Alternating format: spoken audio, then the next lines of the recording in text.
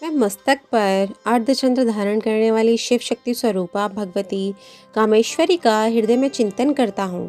वे तपाए हुए सुवर्ण के समान सुंदर हैं।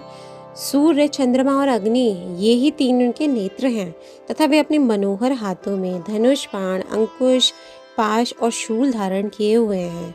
ऋषि कहते हैं, राजन, अपने प्राणों के समान प्यारे भाई निशुम्भ को मारा गया देख तथा सारी सेना का संहार होता जान शुम्भ ने कुपित होकर कहा, दुष्ट दुर्गे, तू बल के अभिमान में आकर झूठ मूठ का घमंड न दिखा।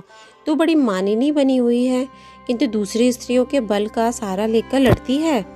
देवी बोली, ओ दुष्टा, मैं अकेली ही हूँ। इस संसार में मेरे सिवा दूसरी कौन है? देख, ये मेरी ही विभूतियाँ हैं, अतः मुझ में ही प्रवेश कर रही हैं। तदंतर ब्राह्मणी आदि समस्त देवियां अंबिका देवी के शरीर में लीन हो गईं। उस समय केवल अंबिका देवी ही रह गईं। देवी बोली, मैं अपनी ऐश्वर्य शक्ति से अनेक रूपों में वहां उपस्थित हुई थी। उन सब रूपों को मैंने समेट लिया। अब अकेली ही युद्ध में खड़ी हूँ, तुम भी स्थिर हो जाओ। ऋषि कहते हैं, तदंतर देवी और शुम्भ दोनों में सब देवताओं तथा दानवों को देखते देखते भयंकर युद्ध छिड़ गया। बाणों की वर्षा तथा तीखे शस्त्रों तथा दारुण अस्त्रों के प्रहार के कारण उन दोनों का युद्ध सब लोगों के लिए बड़ा भयानक प्रतीत हुआ।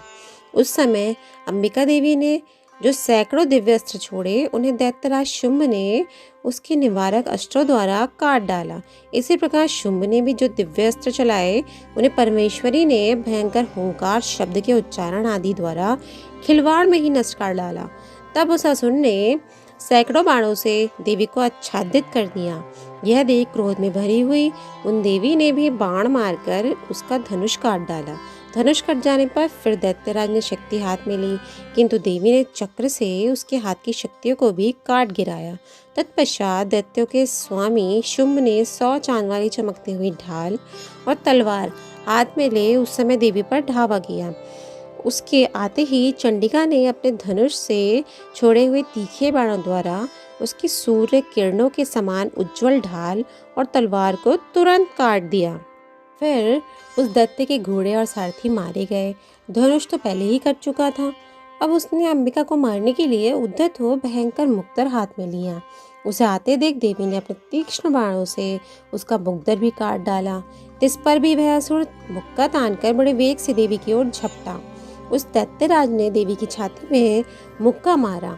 तब उस देवी ने भी उसकी छाती में एक चाटा जड़ दिया। देवी का थप्पड़ खाकर दैत्यराज शुम्भ पृथ्वी पर गिर पड़ा, किंतु पुनः सहसा पूर्ववत उठकर खड़ा हो गया। फिर वह उछला और देवी को ऊपर ले जाकर आकाश में खड़ा हो गया। तब चंडिका आकाश में भी बिना किसी आधार के ही शुम्भ के साथ युद्ध करने लगी। उस समय दैत्य और चंडिका आकाश में एक दूसरे से लड़ने लगे।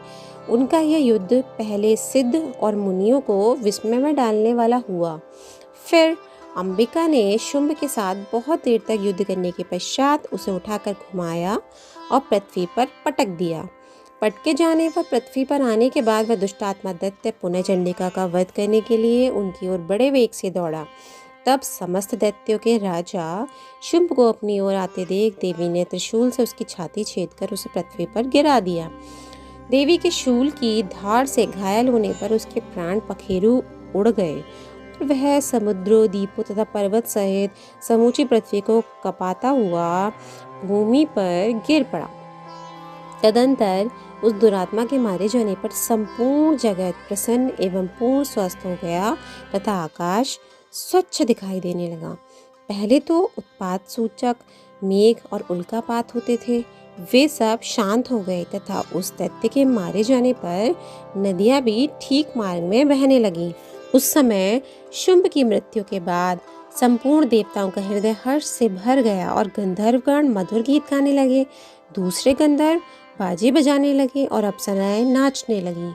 पवित्र वायु बहने लगी, सूर्य की प्रभा उत्तम हो गई। अग्निशाला भी बुझी हुई आग अपने आप प्रज्वलित हो उठी तथा संपूर्ण दिशाओं के भयंकर शब्द शांत हो गए।